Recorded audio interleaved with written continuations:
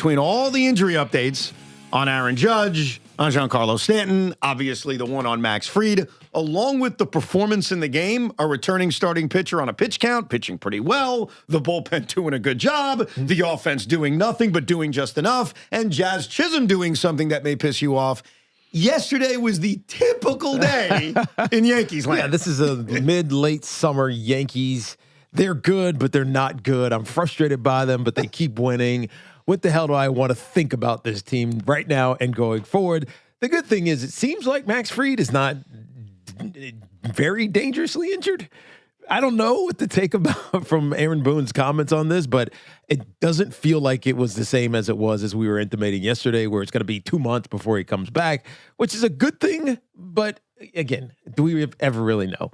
The good thing, though, about the Yankees is that Trent Grisham, who is streaky as hell, was needed when necessary. And he came through with 3 RBIs. They win on the margins. This team is not exciting in that regard, but they make you feel good when they win. They make you feel terrible when they play the exact same way and lose. There are so many elements to the Yankees. One thing I do want to combat you with, and I may be in the minority on this, I find 2-1 and 3-1 games to be scintillating. So for everyone who says they're boring, and I've heard Craig I'm not saying they're boring. They just make you're so tense watching them play. Yeah, it's close games. I don't. Would you be more? What do you want to watch as a 2-1 game? No, I'm talking about just a fan of sports in general. Win 15-0. Right. You want to be comfortable. I want to watch the Brewers last night. Jets play the New England Patriots and score 2 touchdowns on their first drives and just kind of coast. It just feels good. You have fun. You're drinking more. You're like, hey, how you doing, man? Well, this is awesome. You're talking to your neighbor. It's all good and dandy, and you're not worried about it. The Mets, or not the Mets, the Yankees make you worry for 2.5 hours. No doubt. The whole game, you're just kind of like, And so it's stressful. I need to isolate that clip. It's just stressful. You know what I mean? And it depends on when you're watching, who you're watching with. All those factors come in. But when I watch the Yankees, I'm stressed the whole time. Yeah, no, and I don't like that feeling. Well, that part I'll agree with. Like, as a sports fan in this perfect world, I've had this debate many times over the years. Would I rather just watch my team blow other teams out? Yeah, I don't want any stress. Yes. I just want to cruise my way to a championship. Especially when it's a team that you know you're better than. Yeah, I know the Baltimore Orioles, as we talked, well, now they're out of it. But yesterday, they were in the postseason. I mean, they were a half game out of a playoff spot. But yesterday, they were in the postseason spot. I get so you. You get my point. Yeah. But they're inferior to the Yankees. Yeah. You shouldn't be stressing the entirety of the game. No, I get you on that. That's what I get angst over. It's not that they're not scoring runs or their pitching is great. It's stressful for 2.5 hours. I get it. Look, any close game is going to be stressful. I'm making sure, and I don't know where you stand on it, and there's no right or wrong answer. It's just honestly how you feel. I would rather watch a team play 2-1 games on a nightly basis than 10-9 games. Okay, so watching, let's make this across sports. Yeah. If we were watching football, low scoring, and it was low scoring, yes, I like it better. And it was tight, yep, and it came down to the end, yep, fantastic. Yeah. You know why? It's once a week, Evan. Watching this every freaking... Yeah, but you're talking about the actual stress, not the amount of offense. Yeah, I'm not talking about... I'm just talking about watching the Yankees. Oh, it's stressful. It's stressful. And it's been that way for a month and a half. Can I make you feel better, though, about it? About no, because I'm stressed watching them play. I know, but I can relax you. I can give you a back massage. Yeah. They're in the playoffs. Of course they are. All these games are just about seeding. Think about it. No, it's about seeding and giving us confidence that once they get to the playoffs, they're actually going to be good. Yeah, in the but playoffs. I don't. You know why that doesn't matter? Because the roster's going to be different. The lineup's going to be different. Yes. Judge will be back. Stanton will be back. Cody Bellinger will be back, hopefully in the next couple of days. But it just feels like stress. In theory, and guys, I don't like stress. I get you. I'm a de-stressed person. The only time I have stress in my life, not even joking, is when I'm sitting in this seat. Wow. When I'm talking about sports with you and Sean, even though he's out today, hey, Nico, it's stressful here because of the Yankees. I actually agree with that comment. Like, I have no stress as a sports fan because all my teams suck. Like, literally, ask yourself this. I'm not even joking. As a fan of the teams I happen to root for, when was the last time I consumed a big game? I'm not even joking. Good question. And the answer, 161. yeah, the last game of the Mets season last year. That was the last time they played a big game. Was that the last game or was that the penultimate game? No, they missed the playoffs last year on the last day of the year. It wasn't a good win. They lost a playoff spot. Right. Yes. But the Jets never played a big game, and God knows my basketball team hasn't played a big game in years. So I get it. Yeah. And I agree that But you don't relate. Well, I can't relate to stress every day because I haven't had it in a year. Right. But I do agree that talking about it, whether it's calling in sports talk radio or tweeting it out or being lucky enough to do what we do, talking into a microphone, certainly makes it better. Right. I agree with you. But get used to it because these are the kinds of games the Yankees are going to play. Yes. And the truth is, if they can win enough of them, they have a chance to win this division. I don't think they will, but they did pick up another game on Tampa Bay last night. They've got a chance to at least secure home field advantage in the wild card series if they don't win the division. And then come October, you need a few things. You need to be the luck of health and then the luck of guys getting hot. Yes. Like Jazz Chisholm. Let's point to him for a second. I'm a Jazz guy. I can't defend Jazz Chisholm. No. He's hitting like crap. The defensive miscue last night was basically his fault. Jazz Chisholm. Because players have a right, and they've done it for years, to tell an umpire, hey, you're in my way. Now, rarely, but sometimes it does happen, the umpire will say, screw you. And that usually creates an issue. But more times than not, the umpire is going to say, okay, Jazz doesn't do it.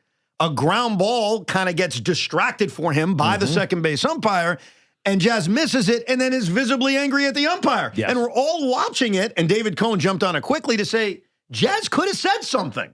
You should say something. So I think with Jazz, he's not hitting. He's making defensive miscues. I'm not ready to bench him, but I am ready to say, dude, you're not guaranteed at-bats every single day. Yeah, I don't mind him with the Caballero platoon if that's what it has to be because Jazz, he's frustrating you now because not only is he not hitting, but he's striking out. Yeah. He struck out a lot over the last 3 or 4 games. Yeah. He's not performing. No. Now, the beauty of the playoffs is come October, if he gets hot at the right time, none of this is going to matter. But Jazz Chisholm gave you kind of his typical frustrating performance. On the injury standpoint, let me start with Aaron Judge. The fact that and the way they phrased it is just ridiculous. He's being introduced to a hitting program. It's like a baby step of progress. Like, it doesn't mean he's back in a week. It doesn't even mean he's back in 2 weeks. But any update on Aaron Judge that moves in the right direction is a good update. And I'll continue to keep you posted about this because I think it's really important. Yes. Since Aaron Judge went down, the Yankees have now played 65 games. They are 33-32. So they continue to be very consistently average without Aaron Judge. Yeah. That's the story, and it's been the story basically since he got hurt. At first they played well, then they struggled, and now they've kind of evened itself out to where we have a 65-game sample size without Aaron Judge, and they're a 33-32 team. And the reason I don't think the Yankees will win the East, Teak, is I think that's going to continue until he walks through the door. Yeah, no, they need some more consistent hitting. They need someone who is going to put the fear of baseball into the opposing pitchers. Now, last week we saw that Aaron Judge was throwing. Yes. So now he's cleared to swing? And he's swinging in a pool, yeah. Swinging in a pool? Yeah, he's making slow progress. Okay, so he's not ready. He's not going to be ready anytime soon. No, I don't think he's going to be ready anytime soon. I think the goal for Aaron Judge is not to impact the pennant race. I don't think he will. It's to impact the postseason whenever they get there. Right. So that's the update on Judge. It's not a great update that's going to cause you to dance in the streets, but it's at least moving in the right direction. Same thing with Giancarlo. He's running. That's a step in the right direction. And I think with Stanton, it's very different. If the Yankees told us today Giancarlo's going to be activated this weekend, I wouldn't be surprised. He doesn't do a lot of rehab assignments in general, just for the most part. He's going to DH. He's not going to play the outfield. He's not going to play every single day. Like when he comes back, it'll probably be once a week. So I think with Stanton, what I would expect is that when they activate him, it's just going to happen. And even though Aaron Boone says we have no timetable for him, that doesn't mean like it's a bad no timetable. Yeah, I felt like last year or 2 years ago. When was he hurt? Every year. He pulled himself out of the game. Remember he was rounding third base. Was that last year? I think it was last year. Whatever. Yeah, because we were over there and Aaron Boone told us all runs the same. He would be back in a certain amount of time. That's exactly what happened. Giancarlo Stanton knew when he wanted to come back. He told Aaron Boone when he thought he'd be back, and that's when he came back. And he didn't do any rehab assignments. He just came back and started playing again. Now that's likely what is going to happen again. I agree. Now the big update is Max Fried. Let me give credit to Susan Wallman. She did a great job last night of describing kind of the mixed emotions that the Yankee fan had last night. You had the return of Carlos Rodon, but you also had the injury to Max Fried. Carlos Rodon is coming back, yay! And then all of a sudden, Max Fried goes on the injured list, boo. Very well said. I couldn't say it better myself. So Susan Wallman, very accurate. Don't complicate it. Just make it simple, Susan. Yay and boo. Now, Aaron Boone said a lot about the Max Fried update. And we could sit here and listen to 5 minutes of Aaron Boone, and I'm telling you, there's a lot of Aaron basically saying, I don't know. There's even one point where Aaron says, I'm not the doctor. There was one clip of Aaron Boone that I pulled that to me gives me a level of confidence. Because yesterday when we spoke about this, obviously there was no update. It was simply the Yankees putting out a press release that he's going on the injured list with a bone bruise. Yep, same injury he had previously had that missed 2 months. So I was certainly not positive yesterday. I was almost expecting we're not going to see him again this season. I'm listening to Aaron Boone.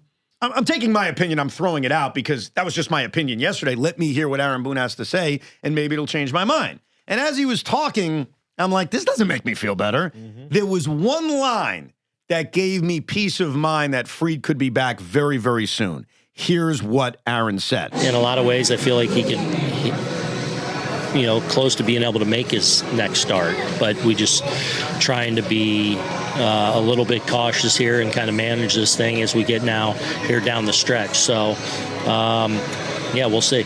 That makes me think that if this was October, he's making the start. Well, it also makes it feel like this is purely precautionary. Right. This is not a new complication, even though it's the same injury. It's not a new complication. It's, you know what, we want to give him some time. Maybe he could make the next start, but let's not give him the option. This is a protecting Max Fried against Max Fried. And I think the Yankees realize something that I said earlier in this segment. As much as we watch all the games and you're invested in all the games, the Yankees know what I know, what you know, which is they're in the playoffs. This is all about positioning. Now, it's different than the NBA because I think with the Knicks, it's positioning just strictly based on who you play, your seeds, and home court advantage. Obviously, a first-round bye in Major League Baseball is significant. If you win the division, that's a big deal. And we all know the impact of the Yankees having home field advantage in the postseason over the last decade. We've pointed that out. Right. They don't win when they don't have it. Right. And they do win when they do have it. They have not lost a playoff series in the Aaron Boone era in which they have home field advantage. So we are fully aware of what the results have been. And that's every level. Every level. Every level. But you even get to the World Series. They didn't have home field against the Dodgers. That's right. But they had home field advantage in all the prior rounds. But I think the Yankees also realize that while that matters and they'd like to win the division and they'd like to be the number one seed, they have to be smart over the final month and a half of the season. And so it does sound, at least in that one clip of Aaron Boone, that this is just an extra cautious move. It's not the conspiracy that they're just resting him, as some callers tried to suggest yesterday. But it might be. I mean, it's not far from that. I agree with you. It's not that, but it doesn't feel far from that. Well, I think it's precautionary. It's precautionary, preemptive. This is getting ahead of what could be some discomfort for Max Fried if he stayed on a every 5-day rotation. And so you're just making it so he's getting extra rest. Yeah, you're making sure he's 100% instead of 80%, and you're also equipped to deal with it. Yeah, right, especially because Rodon just comes back. Rodon's coming back. Will Warren is, he's been up and down, but he's a rotation fine guy. Ryan Weathers is pitching his ass off, and we know about Schlittler and Garrett Cole. So I think the combination of where they are in the standings, the big picture of the final month and a half of the season, and then obviously being equipped to handle it because of the depth of the rotation allows the Yankees to take this conservative approach. But here's a bottom line with Aaron Boone in these comments, and whether you want to feel good about Max Fried, bad about Max Fried, or indifferent about Max Fried, the results will tell us. Is he back in 15 days? Is he back this season? Is he back next month? That's going to tell us. Because Aaron Boone would also throw in there, look, you never know. He threw yesterday at home. It wasn't like a full bullpen session. He threw. That sounds great. But all of a sudden, if he stops throwing because the bone bruise is worse and the pain is worse, then this goes haywire. So it's one of those things where you just don't know. And that's really the story of the Yankee season. It's so frustrating. We have spent, not just me and you, but everybody, Yankee fans, at the bar, at the game, we've spent more times talking about injuries and timetables than the actual baseball. This has been such an injury-riddled season. Now, that doesn't mean they can't win. It doesn't mean it isn't in the cards. I can give you a million examples of teams that have won despite injuries or getting healthy at the right time. But it is amazing that here we are in the middle of August, T, and it never ends. There's always a new injury or an old injury to diagnose and talk about. Yeah, this is almost a credit to Aaron Boone because with all the injuries that they've had, they're a little above a 500 team. I'm not talking about on the season. I'm talking about since all these injuries kind of started to take over. Yes. And most managers, I think most teams wouldn't withstand it. But they are treading water, and they've been treading water for a long time. And one of two things is going to happen. This constant trying to stay afloat, you're going to wear out. You're going to get tired. The Brent Hedricks of the world are going to stop being productive. Paul Blackburn, all those guys are going to fall apart, and you just fatigue gets to you. Or you weather it, you get the reinforcements, and then you get inspired by it because now Judge is back. Now Giancarlo Stanton is back. Now Cody Bellinger is back. Right? All those things could come together at the right time, but it's such a fine line that Aaron Boone and this Yankee team is managing right now. With all, everything aside, you kind of got to give them credit, even though you're frustrated by this team, because it would have been easy to completely fall apart if you're the Yankees. Yeah, but there's two ways to look at this. And this is the beauty of sports and the beauty of being a fan. My point is they would have every excuse to have had a bad season. Okay, I respect that because of all the injuries they've dealt with, led by Aaron Judge. Now, I could reverse that and tell you, considering how ridiculously good their pitching has been, to only be a 500 team in that sample size is actually the opposite of what you just said. I hear you, but think of what they're missing from their lineup. And think about how great their pitching is. Yeah, but we can play the same game. Everybody gets hit. Max Fried lost was it his last start? No, it was his previous start. Not this one, the one before, because he gave up one run. I get you. He gave up a run. I know, but that's the point. Their pitching has been so good. Okay, so they're only a 500 what was the team. fault of that game? They don't hit. Exactly.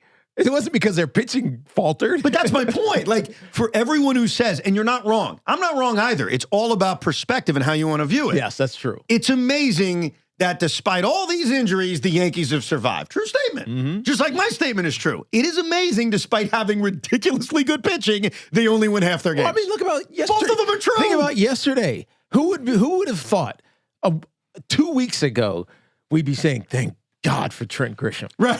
Seriously. I know. Right. I know. Who would have thought that? I mean, he's been great over the last week and, in 2 weeks or so, but nobody would have said he's going to be our savior. The only reason we scored 3 runs and beat the Orioles 3-1 is because of Trent Grisham.